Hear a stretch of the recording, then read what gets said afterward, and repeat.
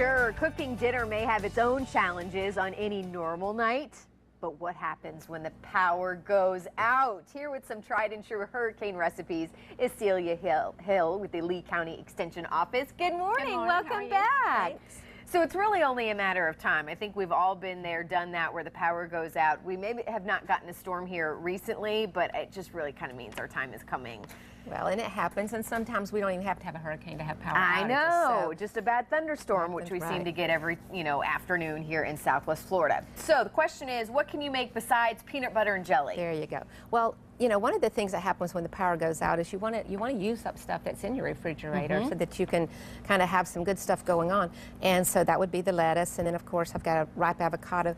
And this is a southwestern salad with corn and avocado.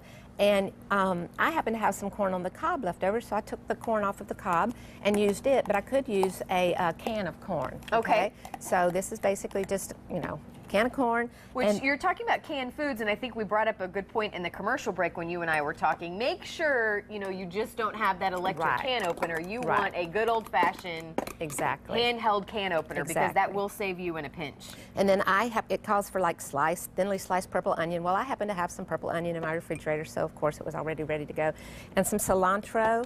And so we toss this together with... I think I'm going to make this even when I do have power. Exactly. That's what's so nice about this, that, it's a can of pinto beans, and they say, rinse it if you have, and I say if you have clean water, and if you can't, I just drain them. And so we've got this going on. You could add canned chicken to that, or if you happen to have some grilled chicken or grill, you could make that go, a little bit further with added meat. We're going to have some... Well, and what I like about the beans here, too, is that stands for your protein. Exactly. So you're actually getting a meal that's quite filling. And that's, this is olive oil, cumin, salt and pepper, and lime juice. Okay. Say that again, olive oil. Salt and pepper and lime juice. Okay. And I believe you'll have the recipes on your website. Perfect, I've given them to you, okay? And the thing about a little mason jar that I like so well is that we can shake this stuff up, but it has measurements on the side, so I was able to measure my olive oil in this. Ew, perfect. And so what we're, talking about again is making sure. I've been to the grocery store during a storm and gone down the bread and cookie aisle, and there was nothing left on the aisle. Not that I was looking for cookies. But you just outed yourself. But it's okay, we all do it. But it was empty. And so a lot of times people go in the store and they're looking for comfort food. In reality, if we're out of power for several days, you need good nutrition so that you can stay well and so that you can stay healthy and so you can stay in a good mood as well. In a good mood, not so many carbs and sugars, right? Okay, and then we're going to move down to this one. Okay, so that's just one option there. That's one option, and like I said, you could the protein from the beans is perfect, and that's what's so nice about canned beans. So the next one is another canned bean salad with rinsed or drained. I just drained them chickpeas, half a cup of raisins. Okay. And this is making a salad type? Again, another salad, but actually we're going to serve it with like bread and mixed olives, so the olives were in the refrigerator.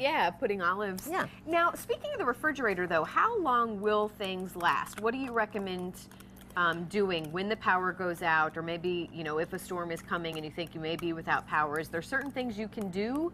Well, you don't want to open the refrigerator a lot, that's for sure. Okay. When you see that the storm might be coming, you turn the refrigerator down to the coldest setting possible. And then the other thing you could do, of course, is to keep ice in coolers and continue as you use food up, but the ones that are more fragile, keep them on ice. Okay. All right. So this is just scallions, parsley.